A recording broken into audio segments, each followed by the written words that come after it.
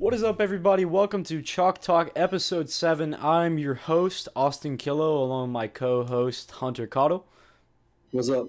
and my co-host, Steve Killough. Hey, what's up? And so today we're on Chalk Talk Episode 7, where we are actually supposed to be featuring our guest, Joseph Fauria. But as of right now, we're having a little bit of a technical issue with him getting onto the podcast, actually, so we can, stream with him. So at the moment, he's not here with us, but as we are right now in talks with him as we speak, he could very well end up joining later. So we're going to go ahead and keep this on the screen, and we're going to go ahead and just keep talking and get the podcast starting. We don't want to keep you guys waiting. So, just a little bit of technical issue there, but besides that, we're all good. We're fine. We're ready to kick off a nice night of talking about sports and things like that. Big stories. We didn't really plan a lot of huge stories, number one, because there's not a lot going on at the moment in football, our main sport, but also, we were planning to have our guest on, so we didn't really prepare as many big stories, but there is one huge story that we cannot just pass us by. We cannot let it pass us by at all. So, just from reading a Sports Center article that they've even put on Instagram at this moment, what's going on with the NCAA right now is absolutely insane. So I guess a little bit of background information. So basically, what has happened with the NCAA, especially with the with the video games and things like that they used to make, whether it's basketball or football, the players in the NCAA actually couldn't have been paid for their likenesses in those games. They would not be able to be paid at all. Because the NCAA doesn't allow the players to be paid. So that's in their rules. So the NCAA video games were outlawed basically because you can't include a name or a likeness of the player if you're not going to pay them. And the NCAA says you can't pay them. So it was kind of stuck in a gridlock and the games have been canceled. So that's how this relates to us, right? But the NCAA now has officially done something a little bit different. So the NCAA, on a headline from SportsCenter, is to explore athlete compensation. The NCAA is forming a working group to consider how its rules can be modified to allow college athletes to be compensated for their names, images, and likenesses.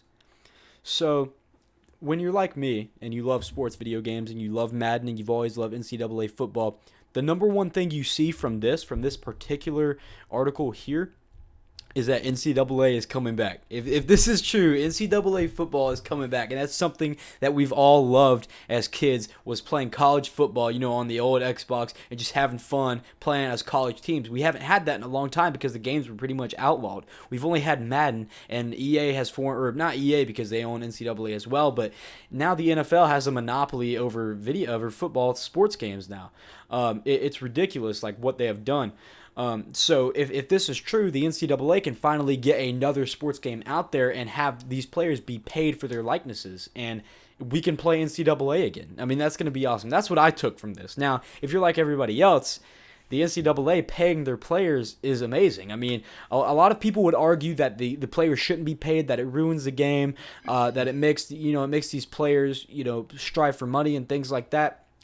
But the way I look at it, and this is a very controversial topic in the sports world, probably one of the most, but the way I look at it is that the amount of money that these players bring into these schools every year, they deserve a little bit of payment. To me, it seems like the coaches get paid a lot, because they build these dynasties, but the players don't get paid anything for aiding in those dynasties. And I understand that it's college ball and that they're used to that, and it's just playing not for an organization, but for a school, and representing your school and things like that. You're not at that level yet, and they're going to get paid eventually in the NFL if they go pro. But I just think with the way that college football is entertained now and the way that they have enterprised it, I just feel like now I think that's a step in the right direction for how things are going. I mean, how do you guys feel about that? What do you think about NCAA players finally maybe getting paid? I feel like it's well deserved. Like you said, they bring in millions of dollars to universities across the country, and they don't see a nickel of it other than scholarship money. But none of that goes into their pockets. It all goes to books and stuff. But I mean, that's still all that money that they're spending on scholarship. That doesn't for the big programs like Alabama, that's not even in the same league of how much money that Alabama and Clemson and Georgia makes just from all the big name games that they play. All these athletes are just bringing in so much money with jersey sales, and they don't see a nickel of it, and it's well deserved. Something that should have went into effect a long time ago, and I really hope that it works out for him. Yeah, I mean, it's a debate that's been going on for years and years about whether players, specifically college football players, should get paid or not. Um, but I think they should definitely be compensated in some form or fashion. Definitely. And opponents of the players receiving any type of payment say, well, they get a scholarship and they get room and board and tuition and all that for free, which is true. But, when you're going to school, particularly if you're a college football player, going to school and playing football takes up pretty much all your time. So you don't, as opposed to a regular student, you don't have the ability to be able to go out and get a part-time job or be able to do things that other kids do as far as be able to go out and make some money, cover your living expenses. Because college football players, even though they have a lot of things that are taken care of for them because they have the scholarship, they still have other expenses. They from time to time they're going to have to go out and buy new clothes, buy shoes, maybe go out to eat or do something in some other form of entertainment. And obviously all those things cost money. And a lot of these players, they come from very poor backgrounds and they don't have a lot growing up. So it's not like they can ask their parents for money every time they need something. Yeah. So, and what these guys do does bring in a lot of revenue for these schools. And they should be compensated in some form of fashion. Do you think images and likenesses is a good way to do that? Because it's not like they're getting paid a salary; they're getting paid for their images and their likenesses. I think that's a great way to compensate your players if they did that and nothing else. I think that would be perfect. I agree, but I think the NCAA is, like I said, they're initiating this study to determine how this should be done. Yeah. But I think they're wanting to stay away from actually paying the players. The term they're using is compensation. So what exactly is going to be compensation, and how would you do that? Now, these guys do receive a small stipend, my understanding, every month. But we're talking about maybe a couple $100 or something like that. Yeah. And I'm not sure how often give it's even every month or how often it is, but it's a very small amount of money. It's certainly not anything relative to what their value is to their universities as far as for what they do. So, yeah, I mean, I think something I could add to that as well. There's a lot of arguing about that within the sports world everywhere, within journalism, within the NCAA itself. So I think something I could add to that is, some of these guys that support bowl games and things like that, would argue that these players shouldn't get, paid. They shouldn't be paid. They should wait until they go, pro. Or if they go pro. But at the same time, they support these bowl games. Now, to me, that really contradicts itself, right? And I guess there's a couple ways to argue this. But what I say is that when you pay, as an example, if you pay these players to go to Miami for the Orange Bowl, right? Miami is a party city. If you go to Miami for the Orange Bowl and afterwards you're not partying with your team, I mean, that's just weird. Like, I think almost every team that wins the Orange Bowl, maybe even loses the Orange Bowl, parties. It's everywhere. They even post it on ESPN. These players, I mean, they have fun. They're playing a bowl game. Bowl games are fun. They spend a lot of money doing that. Now, all these players have that money. Now, I understand during the bowl, a lot of the bowls offer the incentives where they give them, the list of gifts they can order from and things like that, watches, bags, glasses, things like that. But I think it's a different thing from, giving them. I think that's why they do that. I think that's the reason, because they want an excuse instead of just giving their players, here's a check, go spend it on whatever you want, whether that be, drugs or whatever, that what they're trying to prevent. I think they do that instead. That would be my take on it.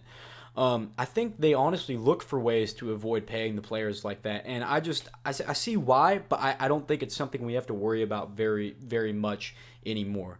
I just think that, if you support players going to a bowl game and having a good time, you have to support giving them money too. Not all those players have, that kind of money. Quinnen Williams Yeah. absolutely poor before he, played at Alabama. Absolutely poor. A lot of players that play in the SEC are very, very poor before they go and play college football. And, even while they're playing college football, it's beginning to get less and less now, but still, I mean, a lot of players are very, very broke when they're playing college football. So, I think it's good. Even if they get paid, for their likeness, like you said, they may not get paid, they may get compensated. But either way, just giving them some kind of value in exchange for the value that they add to their program as a whole and their university. That's just right. You can't really go about, arguing that and say that it's not right for them to get paid something or get offered something for, what they do, whether it's scholarship, money, gifts, whatever. I mean, those players go through a lot and they add a lot of value to the university. So that's my take on it. I know a lot of people disagree, but, those are mostly old school guys and things like that would disagree with me and us here. But I think it's right. I think in modern day society, you just kind of have to connect the dots and see that's where it's going, whether you like it or not. That's the way it's going to end up going. So, yeah, that was a big thing. That was a huge thing today, Yeah. even though that just came out, hours ago. That's big. That entire story, NCAA getting paid. I mean, players getting paid. That's crazy. NCAA is bad. That's all I really care about, to be completely honest. If we're talking argument here. So yeah. So over the week, did you guys see any superstar stories around the NFL or college football? This one isn't really that big of a story. It's an interesting one, and it's a pretty cool one if you ask me. Are y'all familiar with the Netflix series Last Chance U? Yeah, Yes. I am. Yeah. Mm-hmm. Did y'all see where their star from season 1, Ollie, I did. Yeah. signed with the Oakland Raiders? That is awesome. Yeah, I did see that. I did see Yeah. Ollie signed with the Raiders, and that is absolutely awesome. Yeah. Coming from a junior college like that. Mm-hmm. Coming from JUCO and going to the NFL, that's the dream. That's exactly why they have Last Chance U. That's why it was so successful. That's awesome. I freaking love Ollie. Like, he was just such a perfect He was a character funny in dude. person. He's very funny. If you guys haven't seen Last Chance U on Netflix, honestly, go ahead and watch it right now. It's awesome. We really love that show. It's basically just about a bunch of JUCO students that either played college football, and couldn't make it all the way, that have to go to junior college before they can advance, to the pros, trying to get a second chance and things like that, which is why it's called Last Chance U. It's very fun to watch, documentary style. And that's why we like it so much. It just gives something that we value a lot, which is seeing these players recover and seeing athletes make the most of themselves. And it's a great show, and I'm really glad that Ollie got the chance to do that. Yeah. Yeah, that makes me happy. Honestly, I like that. Yeah, a lot. I hope he goes out and ball out for him too, man. Definitely. Yeah. It'll be really fun watching him this season. Yeah, I agree. I'm really wondering if he's going to start immediately or what. Like, do you know I if they don't have him on the think depth that he'll chart? start immediately, but just the display of work ethic that I think we all saw in the Netflix series. If all that was genuine and wasn't completely edited by the cameras, I feel like he could definitely work himself into a second, if not a starting position. So. Yeah, I could agree with you. So yeah, adding to that in NFL news, over the week, I see that Doug Baldwin had announced his retirement on Sunday night. Did he? How long? Yeah, how long do you think that's gonna last? It depends on how much money the Seahawks are willing to throw at him.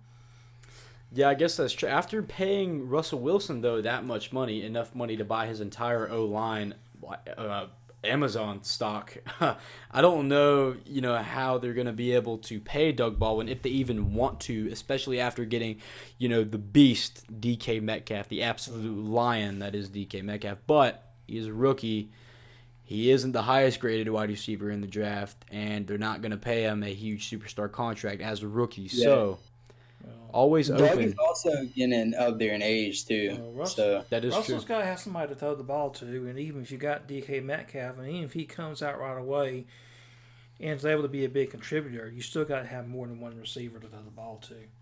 Yeah, I definitely agree with you. I think I think basically what the Seahawks should do now is what the Bears have kind of did. They've kind of built up a receiving core. They have Taylor Gabriel now, Riley Ridley, and I forget who else. I forget who their third wide receiver is, but they have Taylor Gabriel and Riley Ridley, which they built up over the course of 2 years, which is awesome for them. That's exactly what they need. Now We're the talking Seahawks. about Seattle, right? No, we're talking about the Bears right now, but this is what the Bears Okay. have done. Yeah, I was completely lost and really confused. The Sea Bears. Yeah, Sea Bears. But this is what the Seahawks look like now. They look like the Bears minus the QB situation going on with the Bears. So I would just say that, now, even though it's kind of hard, just find yourself a diamond in the rough wide receiver. You already have a big guy like DK Metcalf, that can play on the outside very well. Go ahead and find like a slot receiver, like somebody, a JJ Nelson type guy, a Roddy White type guy, somebody that can play the slot, get inside, and make these short cuts. Calvin Ridley type guy, somebody that can get in the slot, make those kind of catches and things like that. That's somebody that the Seahawks really need right now because they don't have a strong receiving core at the best, but it is pretty strong. They don't have the strongest, but it is. I would say it's still strong. They just need more reinforcement on the inside, I would say. But overall, the Seahawks are looking hot. I can't wait to see what they do this year. I've been saying that the last 3 podcasts, but I really like the Seahawks. As a Falcons fan, I probably shouldn't. After all the NFC playoffs that have gone through, but I mean, still, I really like what's going on with the Seahawks. And I just hope Russell Wilson, is able to live up to his contract. Yeah. Hope DK Metcalf balls out too, to be honest. See what else we got here. Yeah, what other stories do we have this week? Because I am very, very lost when it comes to the NFL this week. It's off season. Nothing much is happening right now. In the off season, I know we saw big thing on Instagram was Julian Edelman, went back to Kent State and graduated with all his his graduates. Yeah, that's cool. That's pretty cool. Yeah, it's always good to go back, get your degree, finish what you started. That's awesome, especially with his age. I didn't know how old he was, but he's pretty old. I didn't even know that, but I'm glad he went back and got his degree, even though I dislike the Patriots very much. I got one from one of our most common Discord supporters. He wants to know, who do y'all think will win each division? Each division, every single one. I'm assuming that he means every single one, the way that he said it. But he could just mean NFC, AFC, which we have discussed, I feel like 1,000 times on this podcast. I mean, AFC, if we go to the AFC North, I think we all pretty much... Oh, okay. Well, look. I just saw that the Ravens signed rookie wide receiver Joe Horn Jr. after, a tryout. That's awesome. Wow. Yeah, I don't know what's going on over there in Baltimore right now. But, yeah. Anyways, back to the question. Divisions in the NFL, who's going to lead? AFC North, that's the biggest one. If you're asking who's going to win a division, honestly, that should be the one that you're referring to. So that's a hard one. So we got Steelers, Bengals, Ravens, and Browns. Which team out of all of them this year is going to win that division? So I guess since we're doing all of them, we should pretty much rack this up. So I'm going to go ahead and do a speed thing, right? And I'll just give one reason for each division, my personal opinion. So for each division, I'm going to say the Browns. They look good on paper. I have a feeling that they're one of these teams that look good on paper and are going to look good on the field too. I think they can beat the Ravens because they have, everybody on their team fumbles at least 6 times per game. The Bengals are absolutely terrible in anything they do, whether it be, calling plays, choosing a quarterback, making a draft decision, whatever it may be. And the Steelers are currently recovering from an entire drama situation, but I would say they have it neck and neck with the Browns, but I do have to get the edge to the Browns because of Baker Mayfield and his new squad of LSU boys. So we're going to go ahead and go to the AFC East. Who would win that division? I would say the Patriots. Easy. Jets have a chance, but Patriots are always going to win that division as long as Tom Brady's in town. AFC South, I'm going to go ahead and say Jaguars with Nick Foles now. I think he's able to beat the Titans, Texans, and Colts with everything that he has. I think the Colts were a one-hit wonder team in the near 5 years. Don't think they're going back. May have to worry about the Titans with Derrick Henry, but they got pretty deep last year, and I don't think they should have gotten that deep. So I'm going to say the Jaguars now, especially with veteran QB like Nick Foles that's won a Super Bowl. AFC West, I'm going to go with the Kansas City Chiefs. All the guys are young. Don't think we've seen enough of them yet. Patrick Mahomes is now on the cover of Madden 20, so maybe he'll get the Madden curse. But I'm going to go ahead and place my bets that he won't. I'm gonna go ahead and say he's gonna ball out this year. So I'm going Kansas City Chiefs. The NFC East, I'm going to go ahead and say the Cowboys with Amari Cooper now. And, even debating on whether they should give him a big contract, they can obviously say that he's a great receiver and that he can lead their team now offensively. With Zeke back, healthy, and Dak as well, I think we can see the Cowboys, on a good path to winning that division. The NFC North. Now, this is where it gets kind of hard because all of these teams have a 25% chance at winning. But I would have to say this year that I think I'd have to say the Bears. That's because they like I said earlier, they built up a receiving core, they built up trust with their quarterback, and they're not making any big superstar decisions. They also have the best defensive player in the league, in my opinion, and Khalil Mack. Just being an edge rusher, just able to get to that QB. They definitely have a way to win that division. And I think you're giving that has to give them the extra 1% to beat everybody else in there and break the neck and neck tie. The NFC South, I think it's 50-50 between the Saints and the Falcons. With Cam Newton being absolutely dead, I just don't think that the Panthers can really survive this year. The Buccaneers, same thing with their QB situation. First year with the new head coach, I don't think they'll be able to win the division. I think they will go to the playoffs, but I do not think they'll be able to win their division. I think they'll probably get beat out by either the Saints or the Falcons. In the West, I'm going to go ahead and say the Seahawks. The Rams, I would say, after a crushing Super Bowl defeat, are going to have hangover, and they are done, in my opinion. Cardinals are going to test out and experiment Kyler Murray, and 49ers are Bengals status this year. They are completely over, and the Seahawks with DK Metcalf, Julio Jones 2. They are pretty much the winners of the NFC West for me. So that is my list. I don't know if you guys want to go as in-depth as I did, but I have very strong feelings on all those divisions I just listed. So you guys can say what you want, but that's how deep I went. Well, as far as I'm looking at it, for the AFC East, I think you have to go with the Patriots.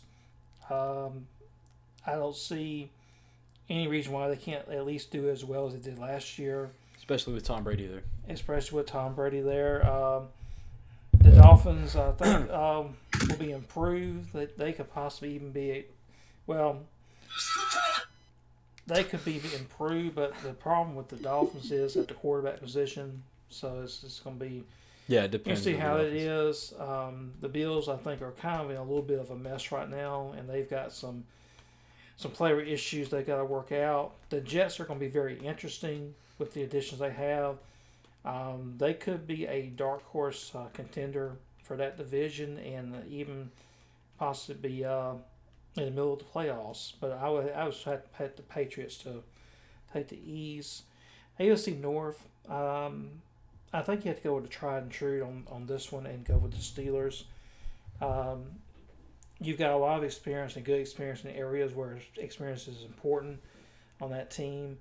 I think the Ravens have a chance to be good. I think it's going to be interesting to see how Lamar Jackson does at quarterback, though, with him being given that job. The Browns are going to be a wild card. They're obviously an extremely talented team with a new coach. It'll be interesting to see if they can build upon what they did towards the end of last year. And maybe push towards the playoff berth. The Bengals also they've got a new coach, but they're a bit of an unpredictable team though. You never know how they're going to do. Sometimes they'll play well, sometimes they don't. They're a team that could come out and win 10 or 11 games. At the same time, they could win 6 or 7 games. You really don't never know quite about them. AFC South, I think I would go ahead and go with the Texans. Do you think that's because of Deshaun Watson? Do you think he's going to lead the Texans this year? No, Deshaun Watson, he'll be there. He'll be good. Do you think he's going to be the reason they would win that division, though? I think that he would be the X factor that could put him over the top. Okay. Their biggest asset's going to be their defense. All right.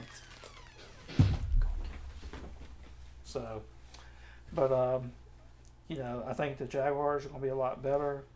Titans, I think, could possibly be challenging for a playoff berth, but I will still go with the Texans here. I think they look like the best bet out of that division. AFC West, I think I might go with the Chargers here. They played really well last year. They don't really have any big time defections. Phillip Rivers had probably or possibly the best year of his career last season. Chiefs, being with Tyreek Hill, and maybe with a little bit of question mark at running back. Be interesting to see if they can continue to play as well on offense as they did last season. But I still like the Chargers there. NFC East, I think I would have to go with the Cowboys. I think they have a chance to be really good on offense. You got if Dak Prescott can come back and play well, have Zeke Elliott for a whole season, have him healthy. Yeah.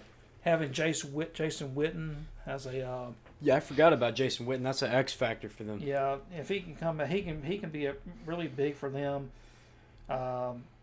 With Prescott having a go-to guy, having the guy that he can get the ball to, convert third downs, and Maury Cooper, they have a chance to be pretty good on offense. And I think their defense should be good enough. And the Bears are looking really good. I think you have to pick them in the door for all these other teams. You got all these other teams in that division have some holes, have some issues to deal with. The Bears look like the most solid team easily in that division. I do agree in the South. I think it's going to be a battle between the Saints and the Falcons.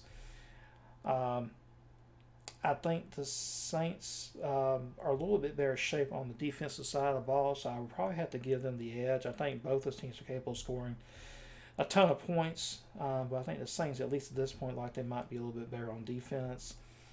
And the West, I think I would have to go with the Rams. Yep. The Rams are just a super talented team. I do have reservations about their quarterback in Goff, who did not play very well towards the end of the season. Did not do great in playoffs. Did not have a good Super Bowl. And you have to wonder, was he just a bit of a flash in the pan last year, or I think that's did he just tell us toward the end of the season? Is he going to be a better quarterback this year? Or maybe have some defense to start to figure him out, and maybe that's the reason why he didn't play as well near the end of last season. So that'll be interesting. But other than that, I mean, he's surrounded by a lot of talented players on offense. Their defense is good. Seahawks, you got Russell Wilson. You got some other good players around him, but they also lost a lot. So it's going to be interesting to see what kind of team they put together. So that's kind of the way I see it. All right. We also have a question here, and before we get into that question, I'd just like to say that all of our division winners, are purely based on opinion and what we've seen analytically based on football. But I still think we did pretty good with what we said. I think we all had pretty good analyzations of what we're gonna see, and I feel like they're mostly correct. But yeah, anyways, going back into what we were asked by Smith Wyatt, our returning listener to the podcast. He asked, "How do you feel about Bill Belichick calling all defensive plays now for the Patriots?" So I mean, previously I didn't really hear about this. This is the first I'm hearing about it. But I feel like that's good. I feel like a big place they struggled last year with was defense, especially in the middle with the linebackers, which is what you control. Yeah, definitely, and earlier in the season especially. But what you control defensively in the middle is usually controlled by a coach and usually controlled by play calling. Secondary, not so much. You really rely on those guys to do it themselves. But middle linebackers, outside linebackers, and things like that, the middle force, you can actually control that a lot and bend it to your will, almost like you're playing Madden or something. I mean, it's very easy to control the middle of the field when you're calling the plays, and I think that's where he sees it at. I think he sees that his linebacker core is actually worth something. So I think he knows that he needs to get plays done like that. With somebody like Tom Brady leading the offense, he honestly doesn't need to worry about focusing his time with the offensive coordinator and calling plays like that. Tom Brady's his own coach. He's the Patriots' own coach. I mean, he knows everything there is to know about football and offense. So I mean, he's fine there. I think Belichick focusing on defense, during games is what they need to do. To start being completely dominant. The Patriots have always been dominant, but last year they were slipping a little bit, and everybody was saying it's a fall of the Patriots, and they were saying that last year too. But they keep coming back. So when you have Bill Belichick, kind of like Nick Saban, calling defensive plays, I mean, you're gonna get somewhere good. So yeah, I think that's great for the Patriots, even though I tend to dislike them a little bit. But you gotta pay respect where it's due, and that's where it is due with Bill Belichick. I don't see any problem with it other than we were talking about this kind of before the podcast. He used to be a defensive coordinator, so it's kind of where his roots are from. He's a football mastermind. He's the best at what he does, and the way he wants to run it, I say just let him run it because obviously it's working. That's really all I have to say about it. Yep. I mean, yeah, I think all Patriots fans would agree with you, honestly. I mean, I don't see how they can't. Yeah. I had something I wanted to throw out as well. Switching gears just a little bit, but staying in the NFL. What did you guys think about Joe Flacco's comments today? I didn't see it. What did he say? Let me look him up real fast. He apparently had been asked some questions about Drew Lock. The Broncos drafted Drew Lock out of Missouri in the second round. Yeah. As possibly their quarterback of the future. Apparently the media there has been asking Flacco questions in regards of how he's going to help groom Drew Lock, or help, I guess, teach him the ropes, so to speak, and learn the offense and learn how to be an NFL quarterback. And basically he came out today and said, well, that's not his job.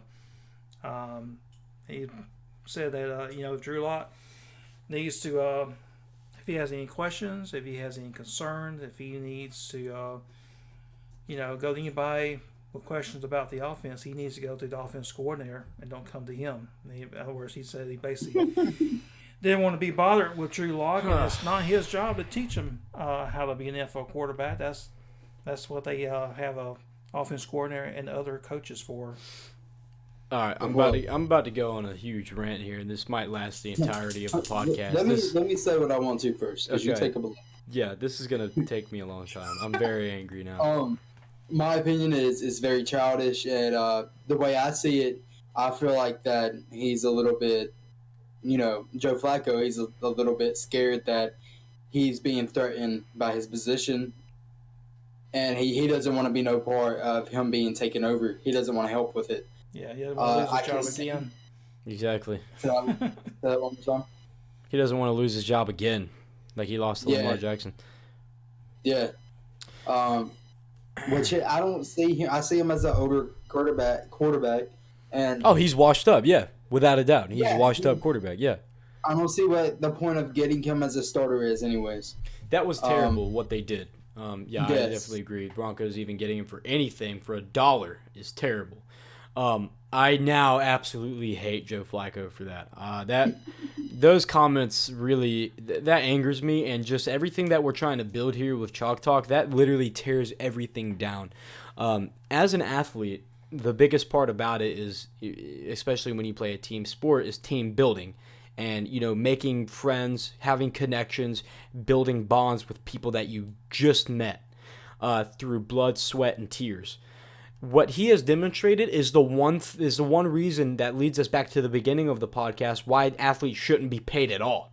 not even Yeah. college or not even likenesses, why they shouldn't be paid at all. Some people have that belief, and it's hard to understand why, but with what he just said is the reason why people believe that. That is ridiculous. If you're I don't care how much money you're making. If you're Russell Wilson and you're making $300,000 a day, which he is, if you're making that much money, I don't care. I seriously do not care at all. That is absolutely ridiculous. How much is Joe Flacco getting paid? I don't know, and I don't really care, to be completely honest. But that's even more of a reason, because when you are building a team, when you are part of any team in the NFL, there's only 32 teams, and when you're a part of any team in the NFL, especially as a quarterback, your number one job is to help build that team. You are a second coach. No matter where you are on the depth chart, you are a second coach to every single person on your team. That is exactly why Aaron Rodgers has not been back to a Super Bowl. He is the exact same player right now. He makes the exact same comments, and I love Aaron Rodgers. He used to be one of my favorite quarterbacks in the league, but not after what he said to his receivers and his offensive guys. He is now one of my least favorite QBs in the league, and along with Joe Flacco, I don't understand why they have this mindset. That is absolutely ridiculous. They think now that just because they're paid, and then they're in the big games, that's gonna, that's their job, is to just play football and get paid. That's not your job. Your job isn't to play football. Your job is to help your team win football games. Are you ready for this, Austin? That's what just makes me angry. I just really dislike Joe Also, Flacco making now. that statement is it just reflects a poor attitude and a me attitude, and not a want to do what's best for the team attitude by Flacco. And you have to wonder if those kind of statements are going to be divide that clubhouse. Definitely, obviously, those comments are going to rub people one way or the other. And sometimes when you come out and make statements like that, it can be dividing, and it can be like a cancer. Definitely, yeah. I mean, did you saw what happened to the Steelers? That's the same thing. It's going to happen to the Broncos now if he doesn't quit that. I mean, that's ridiculous. It happened to the Packers too. Yeah, and I mean, particularly with him coming there, the Broncos' first year, new team, to come out and say that when you're still trying to rebuild, learn your new teammates and build relationships. To come out and say something like that is it's ridiculous. Yeah, I mean, it tears the team apart. Yeah, it's totally unprofessional. That's exactly why he hasn't been to any kind of championship game since I was like 10 years old. Like, that's exactly why, because he acts like that. And the way that he acts when it could, like this statement, the way that he's acting, putting this statement out in the public, even in private, saying it to his teammates, it reminds me of a freshman JV football team in high school. He's unprofessional. He is not professional at all in the way he's going about it. This is why, like, especially as a leader in a leadership position, which every person on the football field is a leader, especially in the NFL. But when he's held to a higher standard just because he's a quarterback, and he comes out with a statement like this, and he's the starting quarterback, right? Right now on the depth chart, he's considered the starting quarterback, or at least he's understood, right? Yeah, he's the starting quarterback. He's either gonna have people on the team that goes with him and people on the team that goes against him. Yeah, that's what happens when you're a quarterback. That's why it's so important. Exactly. And Denver's just, it's just gonna tear their season apart, and it's not good for Denver. And honestly, it's like a virus spreading in a computer. I would get rid of him as fast as possible.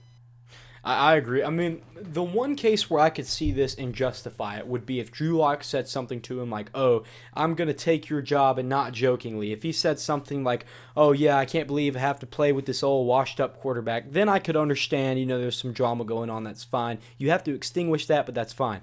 Drew Lock has not said anything to him like that. That was reported, at least. So what we know so far, assuming that is true, that Joe Flacco came out and said this, is absolutely ridiculous. Drew Lock just came out of being a superstar quarterback. Now he's going into the league. He's going to try to end up being one of the best, and he got selected by the Broncos, who have had a quarterback problem. And he's going into a very, very well-kept and healthy quarterback competition, just like you would see in any era of the NFL. And Joe Flacco has the guts and the absolute disrespect to act like that in one of the biggest televised situations, one of the biggest enterprise situations in football, which is a QB competition. That is ridiculous. That is such bad sportsmanship. Honestly, he shouldn't be playing in the league for that one. Yeah. Why are you there? If you want to do that, why are you there? I mean, you're there for money, obviously, but besides that, why are you there? And if you're there for money, I mean, you're doing it for the wrong reason, Joe. I mean, seriously, I'm glad we were going to have, the good Joe on today and not the bad Joe, because if we were talking to Flacco today, I'll be having a little bit different conversation, man. I wish we could talk to Flacco today. That makes me angry. I hate that. Speaking of the Joseph situation right now, we're still having a bit of technical difficulties. Where I'm going to get him on the phone in a little bit, so the podcast might go over a little bit. I know we started 15 minutes late, so we expect it to end at 15 minutes past 8 o'clock. So we're going to hold it off a little bit, and we're trying our best to get him on the show. We have truly been in contact with him. I'm going to get him on my phone in a few minutes, so just stay tuned for that, guys. We're not going to leave you hanging.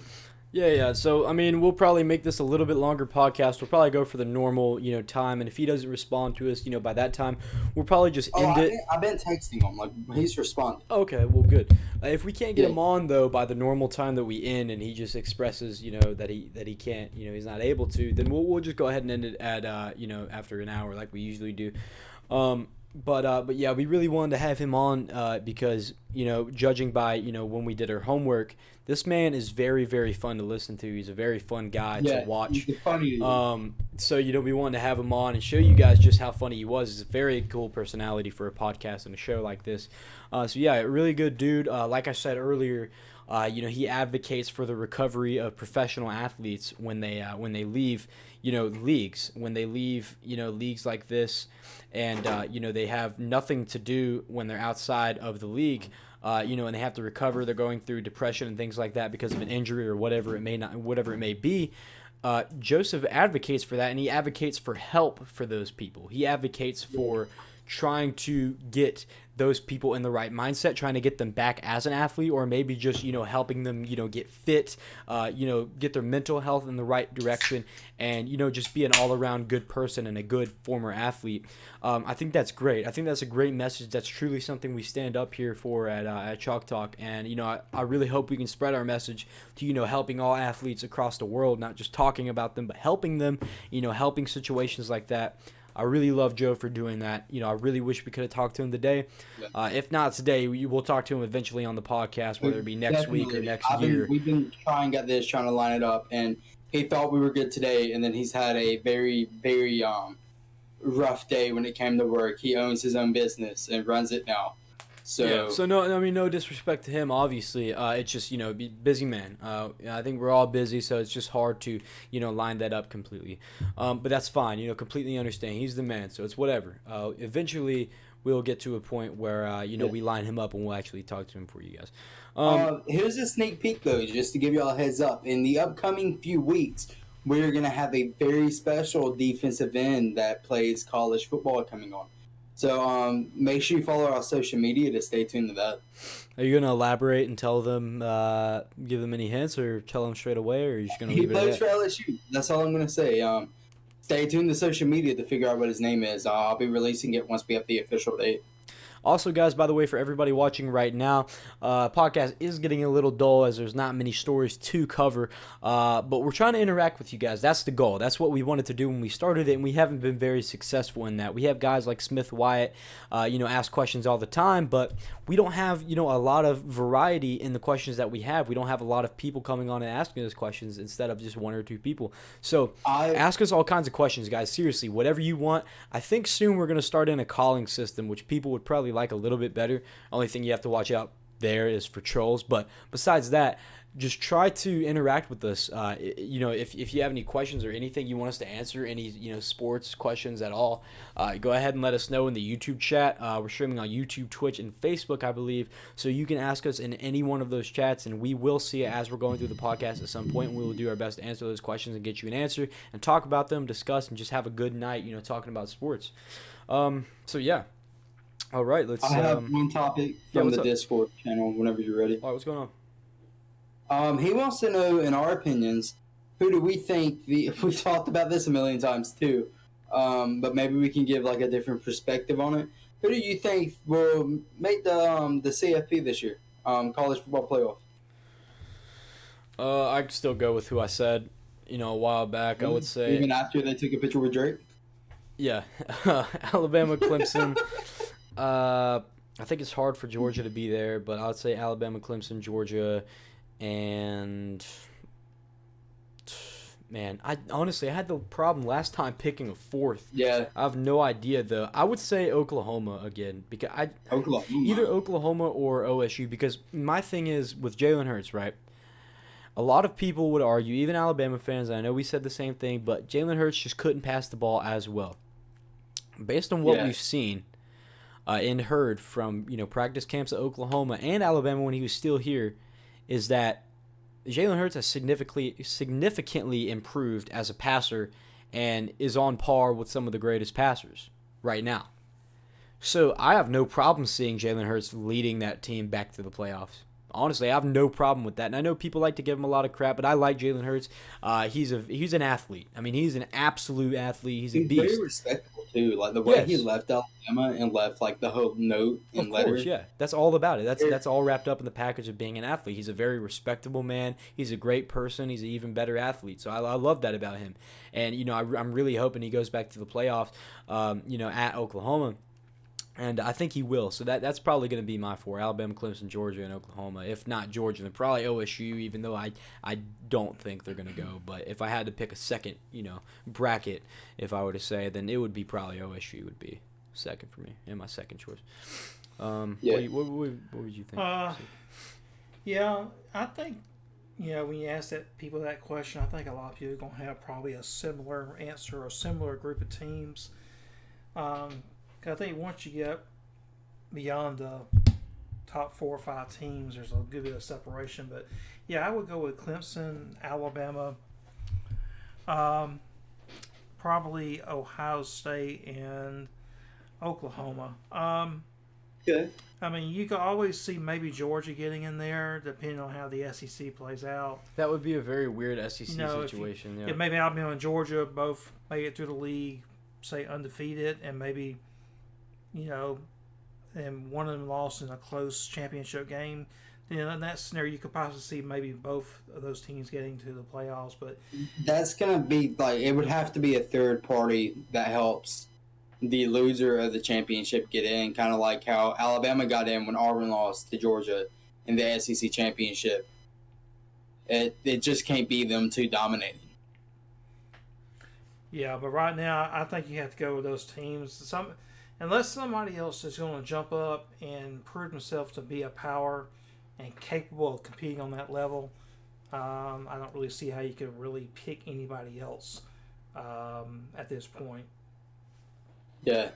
I would have to go with, of course, my unbiased but very biased opinion, Alabama. I mean, not even biased. I mean, best team in college football regardless. Yeah. I would just because I would say Georgia in this situation, but just because Clemson just got. Austin chat YouTube chat. You're sitting next to you. All right. I'm sorry. Big inside joke.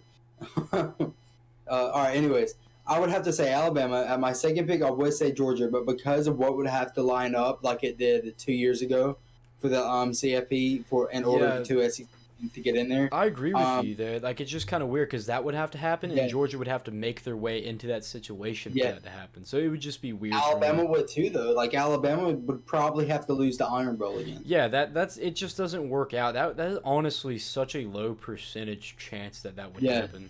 So like, I don't think when we all witnessed that happen, I think at the time we didn't understand how rare of an occasion that was. Yeah, and everybody was talking about it anyway, it's the first SEC, playoff. Yeah. So. But I have to say Alabama, Georgia. I'm gonna go with Oklahoma University, and I'm gonna have to say Ohio State. It's gonna be pretty interesting. Actually, I'll put Ohio State at 3 and Oklahoma at 4. So. I would like to clarify Make it- something that I just said earlier. I don't know, as you were saying Ohio State. I said OSU earlier when I was referring to Ohio State, and I just forgot that Oklahoma State University is OSU as well. So just to clear that up, I was talking about Ohio State. So my top is Alabama, Clemson. I think everybody assumed that. I don't think anybody's going to Well, pick I Oklahoma know, State I to know. make the college football playoff. I just didn't want to seem like an idiot, while saying that. People are like, oh yeah, Austin thinks OSU is going to go to the playoffs. No, but yeah, so Alabama, Clemson, they Ohio State. think that. I don't think they know anything about the CFP. Or So Oregon I State, think- for that matter. Yeah, Oregon State. Yeah. Really. um,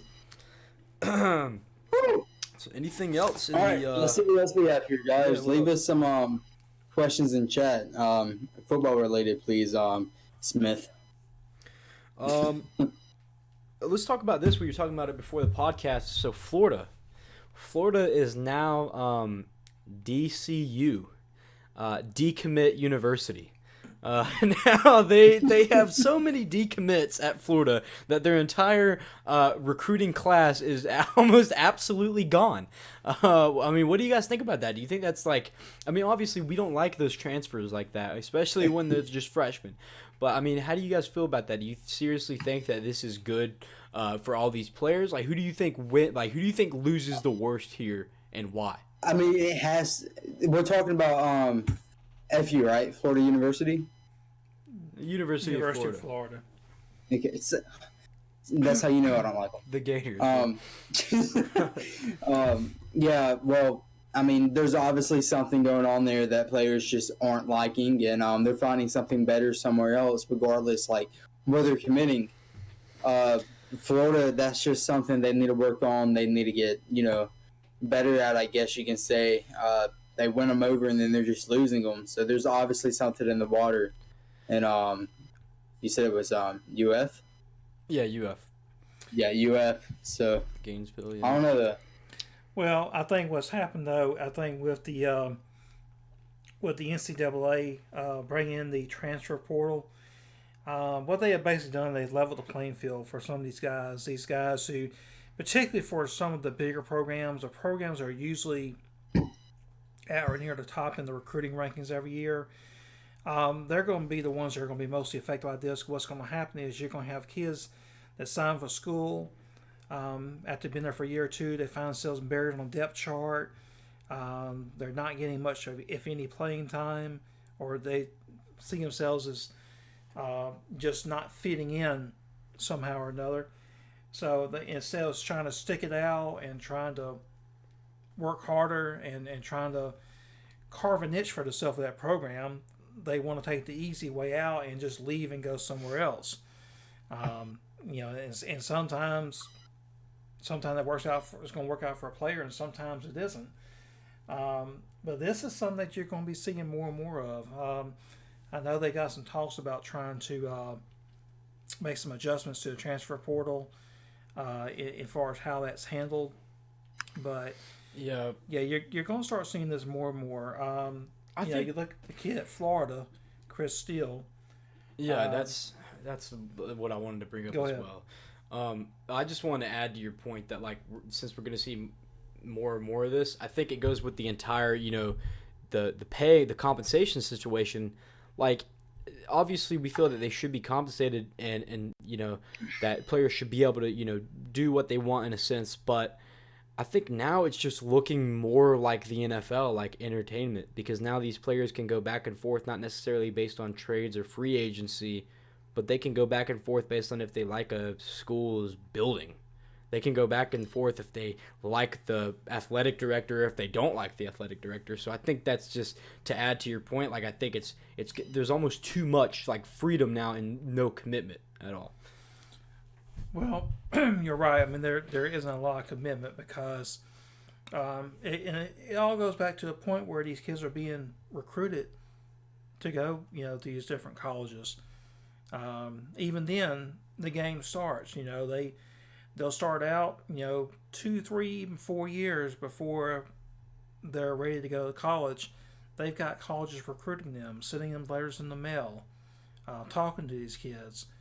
You got guys 2 or 3 years away from having to sign a letter of intent, and they've already got a top 10, top 12, top 20 list of their favorite schools out. No, so it's getting to the point where it's a bit ridiculous, and and these guys, when they're being recruited, they're being told how much these schools need them, how great they are,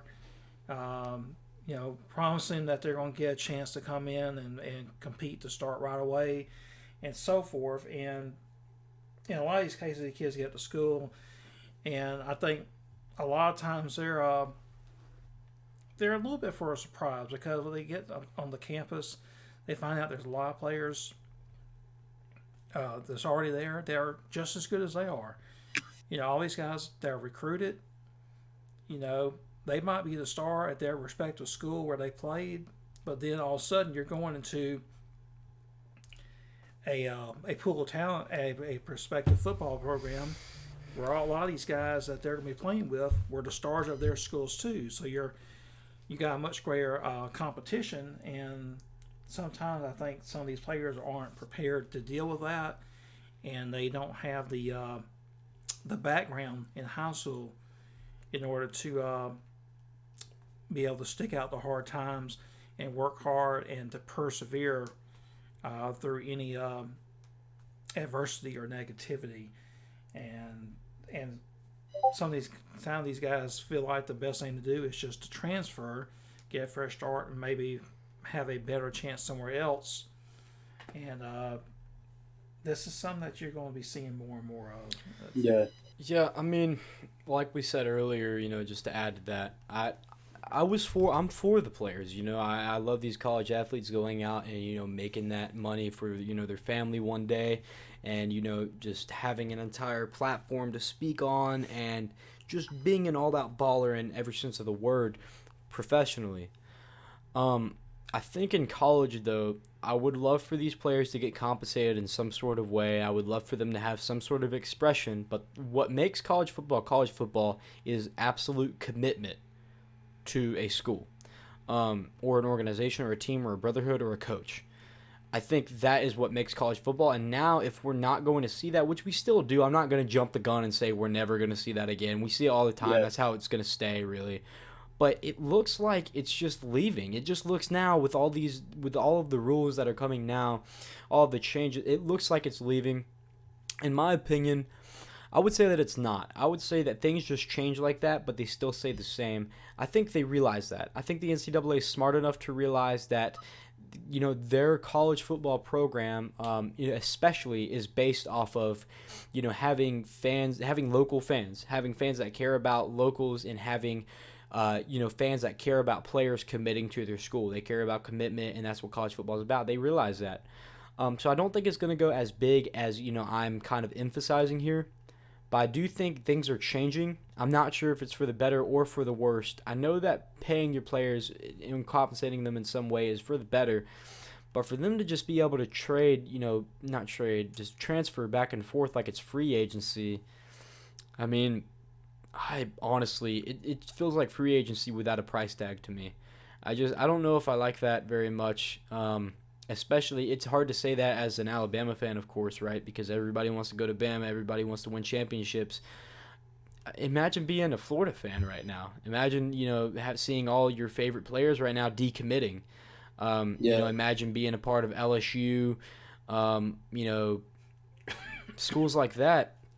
It just kind of makes me sad a little bit. Yeah, I don't know. That's just how it's going. So yeah, that's that. But I still think we're going to see some level of commitment despite all these rule changes. It's taking a turn now. We'll have to see where it goes. But it's great to talk about. I think it's healthy to talk about and encourages conversation among the college football and football community as a whole. Yeah. So yeah. Well, update on Big Joe. Well, hold on. Well, technical. He's actually talking to me right now. He just texted me back, so we might actually be having him on any second now. So I was gonna say let's end it, but looks like you might actually get what you clicked on for. All right. Well, due to this little fiasco we got going on here, we'll continue the podcast for a little bit longer. Like we said, we always plan for an hour, really, so we don't really have any material really written out or drawn out, for us to talk about or anything planned out like that. So interact with us. Now is the best time to interact with us. If you have any questions or anything like that, go ahead and let us know. We'll answer literally anything we can. Yeah, I mean, we're going to keep continuing until, Hunter gets an answer from Big Joe here, and so we can finally get him on, and then we'll talk to him for a little bit. But, we'll probably go for about, 10 to 15 more minutes here. If we don't get an answer, then we'll end it, and that'll be that. So, yeah, any other big stories you guys have picked up over the week? I haven't really seen many. Like I keep saying, it's the off season, but there are some small ones. I mean, y'all watch NBA? Any of the playoffs recently? I did not. What about you, Steve? What's that? Any of the NBA playoffs? You watch any of the NBA playoffs? I have not. I mean, I follow it and see who's doing well and who's not. I haven't really watched any of the games, but yeah, I mean, it looks like to me, unless somebody just jumps up and plays really well, it looks like the Warriors are headed towards another championship.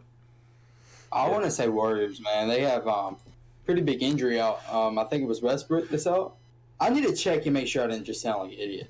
I'm pretty sure it's Westbrook. Durant is out right now. Durant. He's not? Yeah, Durant. I know Durant is out for their Okay, it's him then. game 1 of the finals. I'll be honest. I said anybody not watching, even thinking. I was really confident in that, and I was like, I probably just sounded like a major idiot. to anybody watching the podcast right now on the night shift here, when there's not many people watching, I'll go ahead and be honest with you. I don't even watch a lot of basketball at all. I really, don't watch basketball at all, to be completely honest with you. Yeah. I watch all football though, especially this year. I'm making a goal for myself. I'm getting a call from Big Joe. Let's drop everything we're doing. Okay, all right. Let answer Hey, that. what's up, man? Hey man, what's going on? Hey, I just want to apologize for the spam that was going on, man. We're just really excited. All right, so I don't accept your apology, but yeah, sure. see, this is what we're talking about, y'all. I think he was joking. I'm hoping he is. Austin, can you hear him? Okay. Yeah, I can hear him just fine. All right. So yeah, Joe. Welcome to the podcast, man. First time on. Austin, you can throw that thumbnail back up there. Oh yeah, I'll put that thumbnail right back. Don't worry Yeah, about it. man. But we've been planning this for a while, and we just can't wait to jump in this interview with you, man. Austin, if you want to go ahead and ask them the first question, Joe, can you hear them all right? I can hear it. All right, man. All right, cool. Austin, if you want to ask one of those questions you were thinking of and just start out this interview, that'd be awesome. All right, yeah. So, now, Joe, I was doing my homework on you right before you were on, right? And so, I saw that a big thing you like to advocate for is the recovery of professional athletes, especially in football, that have to take an exit from the sport or the league, and helping them get back on their feet and things like that. So, what's your general advice to like an athlete that's exiting a professional league like that? What's your advice to those guys? The best advice I ever give, and I always say this because advice is funny to me, because I've gotten a lot of advice from a lot of people. The best advice I ever got, though, and the best advice that I could ever give, is to never listen to anyone's advice. That is awesome. Good advice. The catch to that is, like, at the end of the day, you can hear everyone out. You can hear out your friend about who has never had a girlfriend, and he's giving you advice about your girlfriend. You can hear how Calvin Johnson finished off his career, or how Joseph Fauria finished his career. But at the end of the day, the advice is your own choice. I mean, like, you make your own choices with whatever advice you're given. I like So, but what I've noticed from going through what I went through, being done playing the sport I love, being done playing professional football, was that after enduring, I figured out my saving grace was being my best self. When, as much as us athletes say that football is not our identity, it's hard to move on quickly from something you've given your life to since before you could fucking walk. Some of us. I mean, I literally have a video of me playing with the football and talking about the NFL on a home video on a VHS. Like literally, that's how long I've had this love affair with, and I call it a love affair because people forget that it's a relationship. Yeah. You wake up in the morning, you think of, I call it her. Think about her. You know, you spend a lot of time with her, you bleed for her, you sweat for her, you cry over her. You know, she gives you joy. She takes pain away from you, and she gives you, you keep going back for more. And then when you cheat on her with volleyball, she gets knocked off and won't let you back into her life. I love that, man. That's perfect. I thought I could get away. I thought I could get away with playing some volleyball, you know, seeing what volleyball had to offer to me, you know what I'm saying? Yeah. Volleyball is a different shaped ball. It's lighter skin. It has, you know, those lines are like abs. But fuck, you know, that love affair, she got mad and she wouldn't let you back. She wouldn't let me back in. Dang, dude. And that was hurtful, man. I mean, I was literally like, I was literally like to the sky. I was on the rooftop saying, "Why? Like, why me? Why just take me back, baby? I've done everything for you. I made one mistake. Take me back." Yeah. And she gave me a little taste. She gave me a little taste in 2017. I had a fucking tryout with the Giants. Mm-hmm. Didn't work out. In 2019, in January, just 5 months ago, I even tried it one more time just to see how that bang is doing downstairs. Like, how you doing, girl? You miss me? Are they treating you right over in the NFL? Is Travis Kelce and Rob Gronkowski, they treating you right in the end zone? No. She didn't miss me at all. She didn't miss me at all. She tripped me up and spit me out again. And that's when I realized that it was good because I still got it.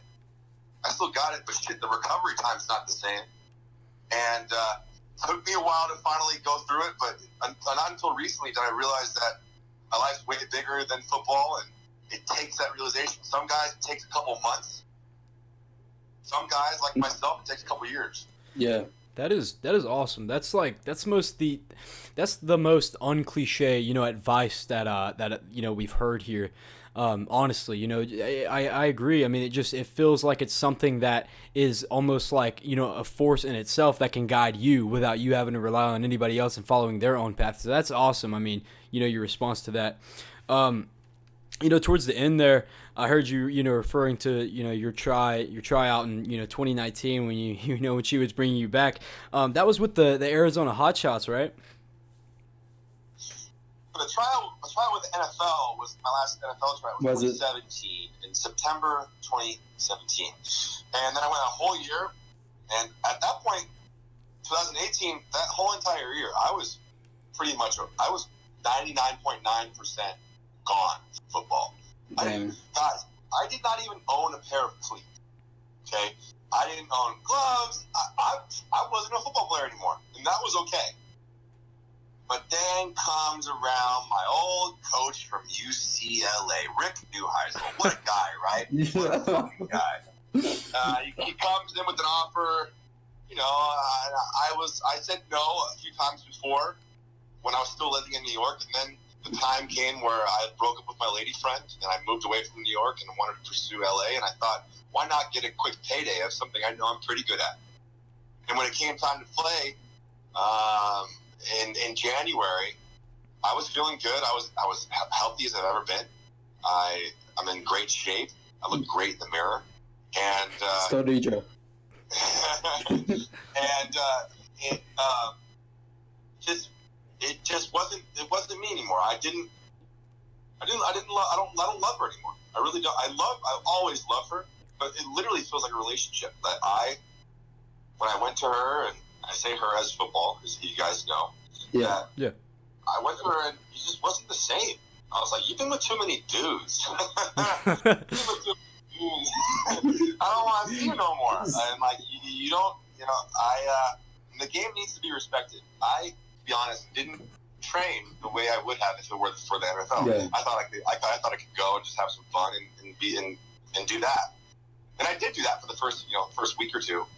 But then came time for my body to break down, and then AAF didn't really have the means to keep this body going. I have a question about the AAF for you. Go, ask me all the questions. All right, man. So you come into the AAF, you know, you were having some fun with it, man. You know, that Christmas video of you came out, you know, dancing and singing.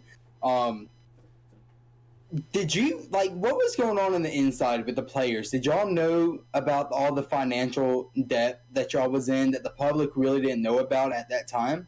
Like, could you see it coming? Check me out. If you didn't see it, if you didn't see it coming, if you weren't aware that it was possible that it would come, then you weren't in the right mind place, because that was not inevitable, but it was a very high likelihood. Because you got to understand, this has been done before. Yeah. XFL? Are you reporting in the XFL? Yes, exactly. All XFL, USFL. Yeah. They've done it before. Like, there's been a EuroLeague, all of them. They excuse me. The inevitability of it. I mean, it's possible that it can be over, but when you're in that realm of being around your teammates and such, you don't really think about that. You just kind of play through it. If you got that in the back of your head, you won't really go all in. So when I talk about the AAF, I mean, I had a very unique perspective walking into that locker room and walking onto that team. I was the oldest, one of the oldest, if not the oldest guy on the team. I had probably one of the better, more recognizable pedigrees, but it was also a long time ago. Yeah. And I had been coming off a year, more than a year, 2 years, 3 years of really having not. Before I started training, let me digress. Before I started training for a week or two before, like I left for training camp, I hadn't touched a football in like 20 months. Yeah. But I still got it, blah blah blah, yada yada. Yeah. But when it came time to like it going down to AF, I had a different outlook. Like literally, when I got there, if I had left, I told myself if I left the next day, I'd be okay, because that was the truth. And it was interesting to see my outlook and how I carried myself and how I went about things in comparison to 99% of the other teams. Not like that we were different. If anything, I was the most positive person on the team. And I was spreading that positivity. So you had guys who had kids, who had families to feed, who literally are putting all their eggs in this basket, and they're freaking out if they're going to get cut, if it's going to be over tomorrow. Because let's be honest, all those guys, for the most part, are on their way out. Yeah. And the best one on the team was probably a third-string special teams linebacker. Mm-hmm. And that's just the nature of the talent that was there. So when it came down to it, that's the outlook I had.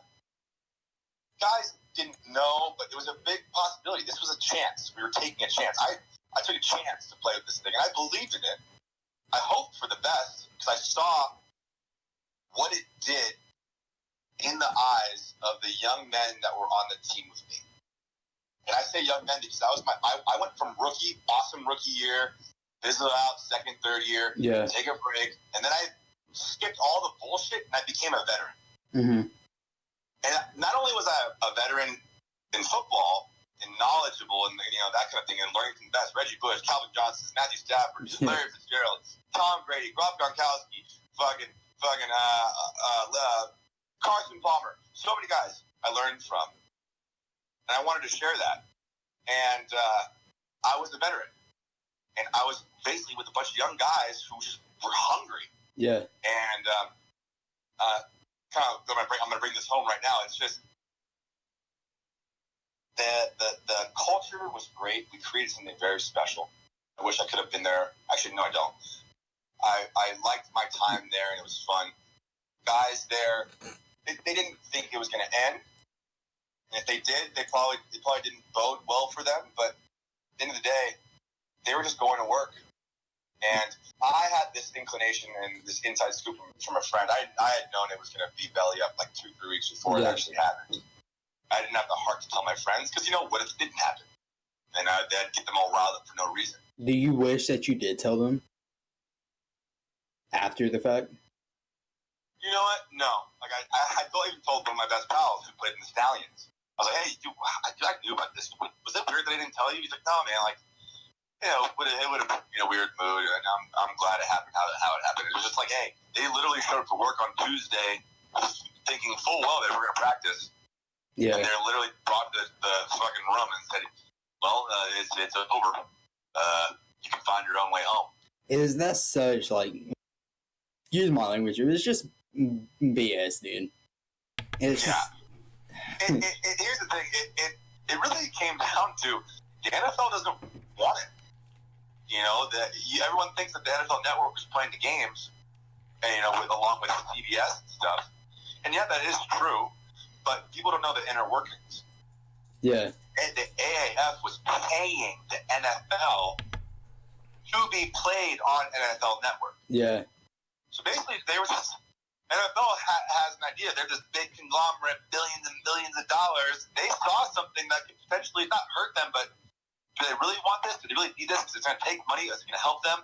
So they were basically wringing them dry until the point where they needed to ask someone to take swing and take about $1 billion more dollars for money. And that guy, he had so much power after they gave him the power that he didn't like how things were running. And once you get that guy who's gotten to that point in his life and had that type of money, you don't mess with those kind of guys. Yeah. And they're no stranger to power trips. They didn't get there to the top of the 1% by being nice. Okay, very rarely do all those 1%ers get to the top without getting their hands dirty. So listen, this guy was like saying, "Hey, if you don't pay me, if we don't get this settled, if we don't get on the same page, I'm shutting this down tomorrow." And CBS and those guys, they couldn't appease to him. So Big Swinging D said, "No more AAF." Yeah. Dang, dude. That is a the entire story of AAF's legacy, if we could even call it that, with how short lived it was. I mean, do you feel that anyone else should try this again? I mean, we know the XFL is trying in 2020, but do you think besides that, do you think anyone should ever try this again? Do you think it's just hopeless, or if they do, then what do they need to do to prepare it to not end up like the NFL or the AAF? I mean, I think. Do you think the U.S. the world's population, hasn't it grown in the past 2-3 decades? yeah, Tell me if I'm wrong. a lot. Yeah. It's grown, like, right? Population growth, right? That's the thing, right? Nod your heads. I can't see you. Yes, we're all nodding our heads. Okay, good. So think about that. Back then there was only the same amount of teams. Yeah, there's been acquisitions and there's been growth, but I think we're due time for there to be more than 32 teams in the NFL. There are more than enough. Yeah. There's more than enough talent and players in colleges as damn near like the NFL now. I mean, yeah, there needs to be more teams. Do I think the XFL? I think the XFL is a niche. I think if anything had a possibility, it was the AAF to be acquired by the NFL potentially, or be like a supplementary like G League that the NBA has for the NFL. This is how far I was going to take it, guys. I had this theory where I thought the AAF, being a 3-year contract thing like it was going to eventually turn into a G League. But I think that's what we all saw. Yeah, but in a way that not only just a G League for semi-pro or for pro before the pro. Literally, I thought it was going to be for John Jaden Smith-Schuster freaking winning a Heisman at freshman year of college. Yeah. And he has 3 baby mamas, and his mom needs a house. He's going to be a first-round draft pick in 2 years. But the rule, he could be a first-round draft pick now. He's a freak of fucking nature. Yeah. But the NFL, the NCAA, they say you have to be 3 years removed from the NFL. Sorry, 3 years removed from college football. So I thought the AAF was going to take the reins of that and find the loophole and take college kids or high school kids and start paying them, which would then funnel into the NFL. Maybe that's probably why it even stopped, because the NCAA got wind of it. I mean, there's so many inner workings, guys, that we just don't know about. I can tell you about that you wouldn't believe me. Did you hear about what the NCAA is coming out on recently about the whole payment of college football players? No, enlighten me. Austin, tell them about it, man. Yeah, you know more about it. They just established earlier that they're basically exploring now, because before, everybody knows they weren't exploring it at all. They completely shut it down. But I think now with the growing culture and, being a superstar athlete, especially in college, now they're exploring the, compensating players. Notice they didn't say, pay. They said compensate. So, I mean, whatever that may mean, we were talking about it earlier on the podcast that, it could be great, for a lot of reasons. I mean, are you looking forward to that at all? You mean paying college kids? Yeah, getting them paid. Allowing their name to be used in. Hell yeah! I was so pissed when not pissed. I actually loved it. But now looking back at it, I'm like, fuck, I would have used that money now. Yeah. But I'll never forget my senior year. I finally made enough plays. I was like, they started selling my jersey in the student facility and around Westwood and stuff and online, and I'm like, that's awesome. That's great. Yeah. It looks awesome. Yeah. Who's Troy Aikman? It's all about Big Joe Fauria. He's number 8 too. But that was then, and this is now, and I think, then hell yeah. I'm just a little salty that I didn't get paid, but yeah, get paid, feed them, pay them, whatever. Yeah, they deserve it all. They're making all this money. They've been used for too long, so yeah. Pay them. Well, I have a question. Well, my bad. yeah, just an extension. Yeah. So are you also excited for the fact that there might be NCAA football, the video game back again? Did you ever used to play that at all as a kid? I played it as a kid, like a kid, not like a big kid, like a kid. Back in when the graphics were still a little blocky. Yeah. Yeah. PlayStation 2 was the last console I have. So when you want to talk video games, I'm not your guy. Mm-hmm. But the big boy. I will play. I would play it just because I miss it, and that was like one game that was really, that was the first game I was in, and I had a damn good rating too. Oh man, my rating was dope. So you would call that your childhood game, the NCAA series? Nah, bro, Crash Bandicoot. That was my shit. And those games. And then the last one I ever played was Grand Theft Auto Vice City. And I think my mom walked in when I was getting virtual head in the car. So they oh my! Play it anymore. Yeah, but I was younger, and I want to say it was 4 I was playing. I was just hanging out. It was Thanksgiving. Just got Grand Theft Auto maybe the week before that. And then my mom just walks into the living room. I'm in the living room with all my cousins and my uncle, and just sees me in the strip club. Yeah, that's an L. I might have been 8 at that time. Might have been 8. It wasn't. Didn't go bad too well. Not coming from a Christian family, if you know what I mean. So yeah, back to football from that. I know we got a little bit carried away, but I mean, it's NCAA, so I mean, what are you gonna do? But I wanted to ask you a couple, football questions that we usually ask ourselves on this podcast, Joe. So, one thing that we've been discussing a lot was the draft, earlier in the month. So I was gonna ask you, who did you feel was the best pick? Before you even finish your question, Yeah. I'm so sorry because I know this is your podcast, not my podcast. I'm gonna be very frank with you. Okay, I have absolutely no idea who got drafted where. Really? Let's get that question. I literally do not watch football. I don't watch the draft. Really? I'm like a football fan, dude. I liked playing it. I liked watching my uncle play when I was growing up. I liked watching my friends play it from now and again. Even then, I'd rather just hang out with them outside of football. Yeah. I got to the point where I watched football hours every day. It was my job. It went from my passion to a job. It went from something that I loved to a business. Yeah. And it went to something that I enjoyed watching and really, I felt it. I feel games. I still feel games. I went from that to taking it apart. I almost watch it at a fault. Like this Tony Romo calls out all the plays before he.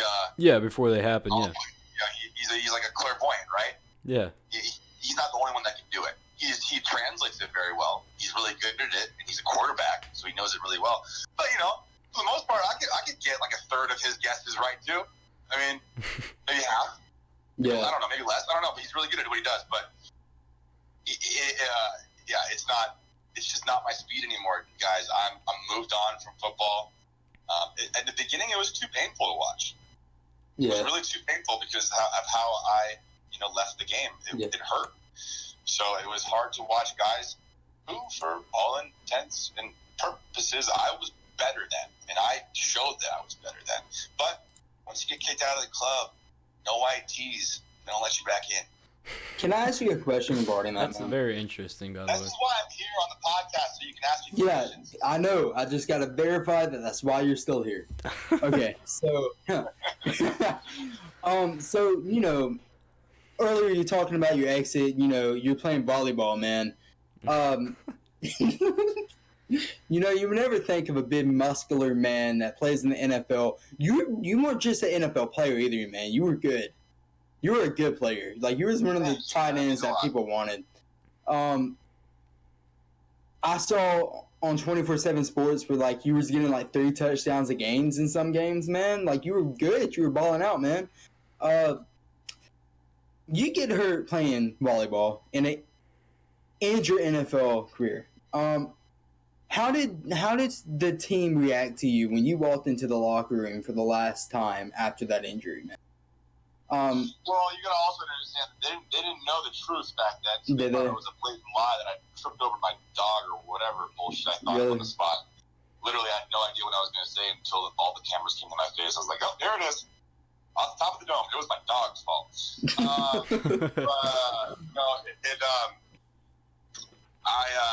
What was your question? I mean, how sad was I? I was really fucking sad, dude. Yeah.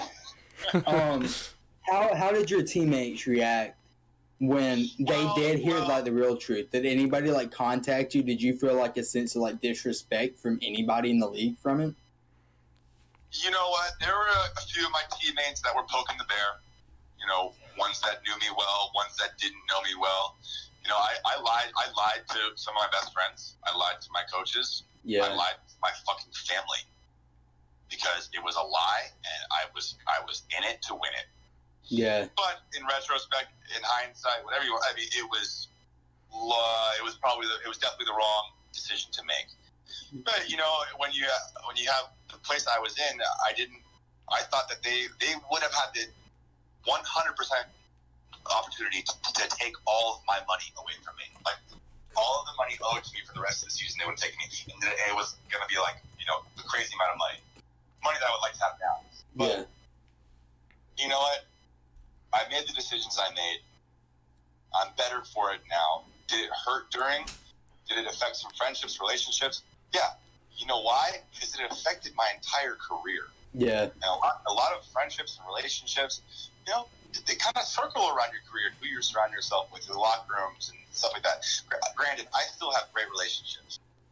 The way my life works, I've been all over. I've lived all over. I've experienced a lot, and I've endured. And the relationships and the friendships that mean something, that are long lasting, that deserve watering of the garden, is the ones that last. And I still talk to friends from the Lions. Some of them hit me up when I told the truth, like, that's funny. I knew it. I'm like, fuck you. You didn't.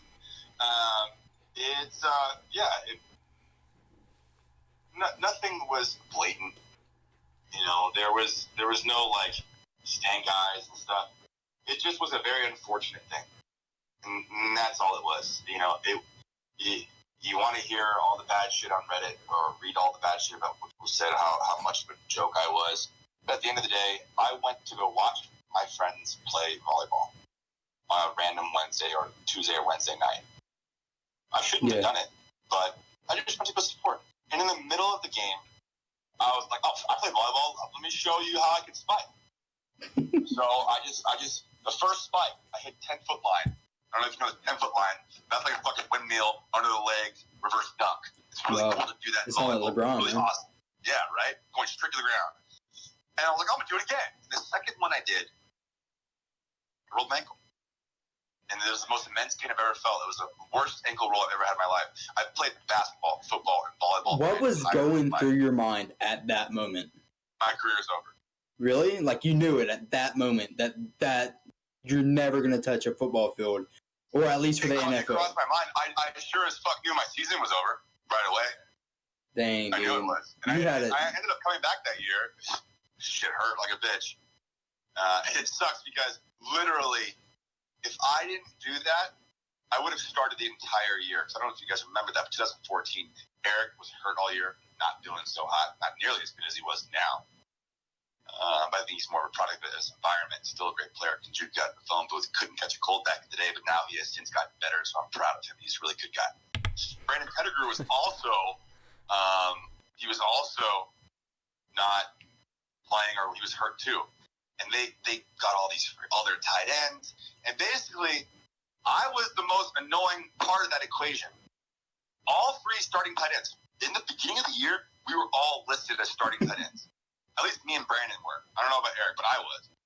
Yeah. Wow. And I tricked it off, and then shortly thereafter, Eric pulled his hamstring. He wasn't the same all year. And Brandon, and then out of those three, who were they invested in the least? Me. So, it's not with the NFL. It's what have you done for me lately? And when you're undrafted, Tony Romo, guys like that, Victor Cruz. When you get undrafted, because most of the teams think they can get something better from somebody else, right? Yeah. But when you go undrafted, you go to a team, you pick that team because you think you're going to do well. Because I picked the Lions. I saw Scheffler, I saw Pettigrew, I saw Stafford, I saw the same offensive coordinator with the same agent as my own agent. And I was like, going there, let's score some touchdowns. But then I tricked it off. I basically shat on their trust. The organization trusted me, and they didn't need to keep me because I was basically almost like a cheap liability. Yeah. And I guess they thought the risk outweighed the reward. And I also really, you guys are going to understand it. I hope you guys you guys can probably catch it from how I talk and who I am and what you've seen or whatever, how I portray myself. I don't really rub football people the right way. Yeah. Yeah, I've noticed that from talking to you just now. Robot. I liked personality. I'll never forget, after my rookie year, I was going to all these shows, Sports Nation, NFL Network, Bleacher Report, CBS, Fox Sports. I was going to all of them. And literally, I guess the front office of the Lions called my agent and told me that I got to chill out and slow it down because I'm getting too much attention. Well, I mean, you slowed it down a lot coming on Charlotte Talk, I just want to say. We have like 40 subs, and this is a very big step down from Bleacher Report. No, you guys are great. So, I mean, before I get out of here, but kind of tell me about your guys. I don't know anything about you. Is it there two of you? Is there three of you? All right, there's three of us. I'm Hunter. I started it all. It was my idea. I'm the one that's been messaging you. I run all the social media. You're the annoying fucker. I'm the annoying one that has been begging me for the past 4 months to come on my show, and now I'm a clickbait the crap out of it. So I thank you for that. And I'll put you guys on my own social too. Oh, that's Thank amazing. you so That's much. really Appreciate a step that. in the right direction for us, man. To really take off. So thank you, man. Austin is the guy who's been talking to you most. There's another guy that hasn't really talked. I'll introduce him, but this is Austin. They're both from Tampa, and then you have his father, which is Steve. Yeah. He's here. Yeah, he's actually not here at the moment, but He's not here at the moment. yeah, he's our normal third host. Yeah, so there's three of us usually. Yeah. Steve doesn't really. Cool. That's cool. Are you so two of you are in Florida, or any of you in New York and Detroit? Nah, man. I live in Alabama. Oh, okay. So what is your guys'? So there's no connection to Lions. It's just a connection to the NFL, or? Well, let me tell you this, man. All right. So you know the Charlotte Talk page. We don't have 1,000 followers because we're the Charlotte Talk page. We have 1,000 followers because I actually used to follow. I started and grew to the biggest secondhand media account for the AAF. I was basically like a fan account, but I followed y'all deeply. And I don't know if you remember talking to me because you did send me a message once. I sent you a message and you responded. Do you remember AAF Updates by chance, the social media account? Yeah, I remember. Yeah, that was me. I kind of remember how this started. Yeah, I remember now. Yeah. Anyway, and then I took a poll and I was like, hey, should I make this a podcast? Because I've been thinking about making a podcast for a while. And originally, Austin and all them had nothing to do with it. It was just me and this girl named Charlotte. We cut Charlotte out of it because she was very complicated. It was she was harder to get on the podcast as a host than it was for me to get you on the podcast. And this was after that me and you had the. Yeah. This was after me and Hunter had the idea to do it together anyways, and then I kind of bailed out with school and everything, and then he tried to do it on his own for a little bit with a couple other guys. Didn't really work out, and I joined back in, and we got things on a roll, and so But you can continue in what you were saying. You got any more questions, Joe? You guys got any more questions for me? I got. You know what my life is? I'm literally looking at the clock, thinking I have to post an Instagram picture in 15 minutes. Okay, so that's where my life is right now. Hey, that is awesome. I mean, you're living your best life. It's obvious. You went from the NFL to being a Instagram sensation-ish, and don't you run a company? Tell me if I'm wrong here. Or are you part of a company now? A company? What do you mean a company? You do something for, don't you? You go around. I saw. I swear, I thought you had a post. I saw on a local news channel when I was doing my homework on you. More of a private job. Is it a private company? So I just go. Basically. I mean, I don't know if you should put this on the actual podcast, but I'm just gonna tell you guys. I kind of go through the towns of Hollywood and LA and downtown Los Angeles and.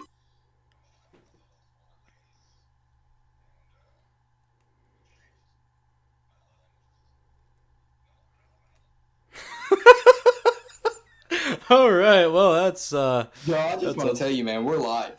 Yeah, that's okay. As soon as he said he might want to put this in the podcast, This isn't edited, man. We're a live show. Yeah, that's okay. I turned the mic off. The mics went cold before he even started saying it. Everyone knows my new job now. But anyways. If there's any grandmas out there or any. Dale, are you here? Yeah. Dale's our grandmother, by the way. Oh yeah, guys, I am. Austin, I've seen a picture of your grandmother, man. Girl. But I will be now going from I was NFL player.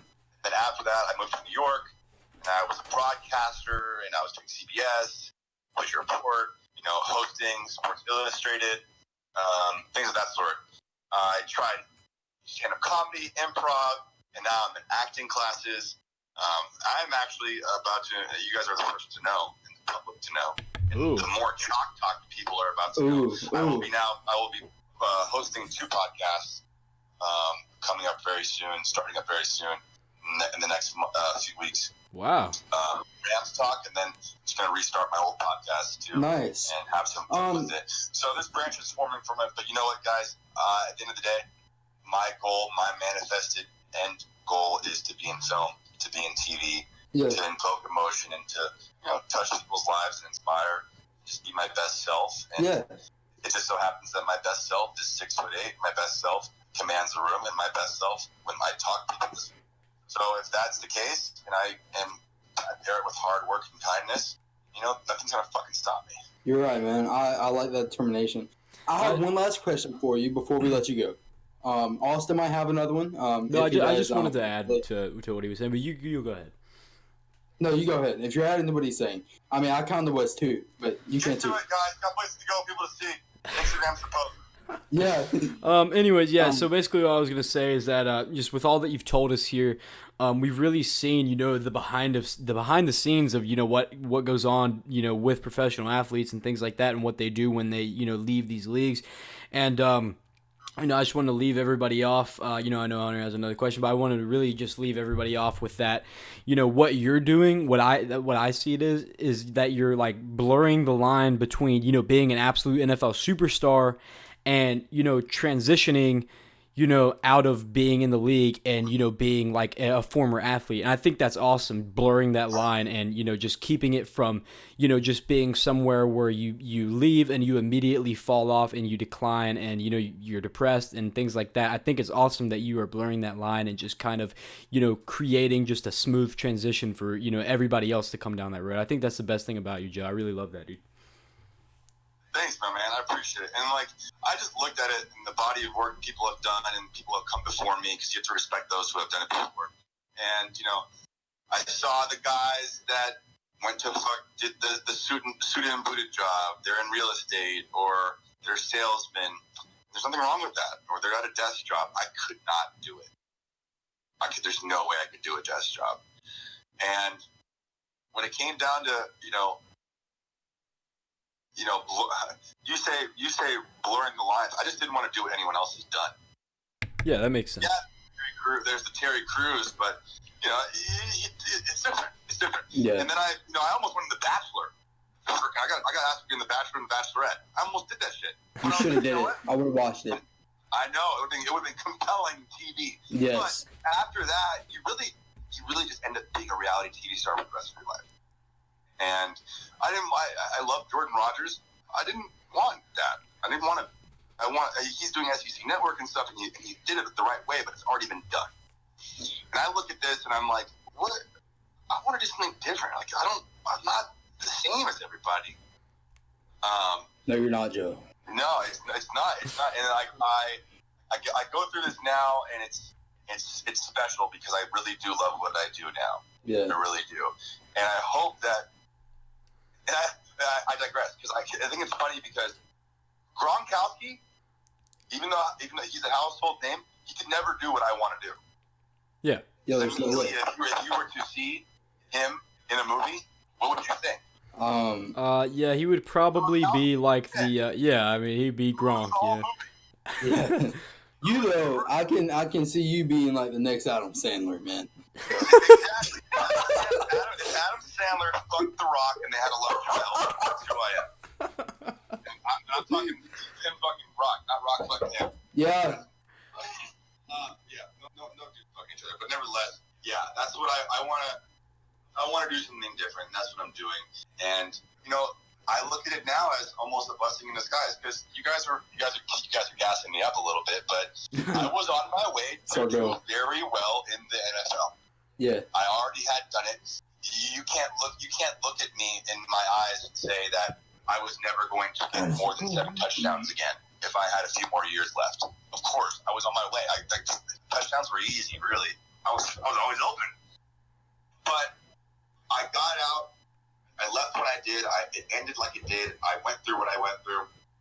And now that I'm looking at it in hindsight, it's probably the best thing that happened to me.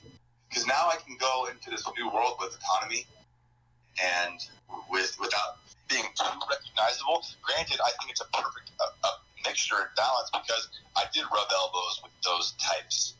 I did shake hands and kiss babies to the point where now I'm set in my ways, and as long as I keep my head down, branches will form. And me getting over this and knowing full well what I want to do now, I hope what I went through and how I tell my story can help the next guy, the next football player, actor, or whomever, So that's where I'm at right now, guys. And I can't say how appreciative I am for you. I don't know who was Austin. It was awesome, but you can appreciate me too, Joe. I appreciate all of you, and even Steve, even though he didn't want to listen today. Yeah. He said he didn't like you and left, so I mean, just keep that in mind. We love you, Joe. That he doesn't. Tell him to get in line. But I appreciate you guys, and whatever you did, keep hampering around, keep going for it. That's how you know it meant a lot to you, and that's when it finally made me realize I got to do this damn chalk talk thing. Otherwise, this guy will. I would have never left you alone, Joe. You would get at least 10 a day. I'm glad. I'm very glad that's the case. Look, we're a small podcast, dude, but I was so determined to clickbait somebody saying that we have former touchdown dancer Big Joe on the podcast. I couldn't leave you alone, dude. I couldn't stop. Oh, you guys are too kind, and like I said, I appreciate your resilience. We're just trying to get that shout out, man. Yeah. And by the way, send me some content. I'll push you guys and stuff. You guys are good guys, and keep it up. Yeah. Thank you so much, Joe. And a few months, maybe we can talk about that again. Yeah, man. When you guys are even You said bigger 2 podcast. months, so don't.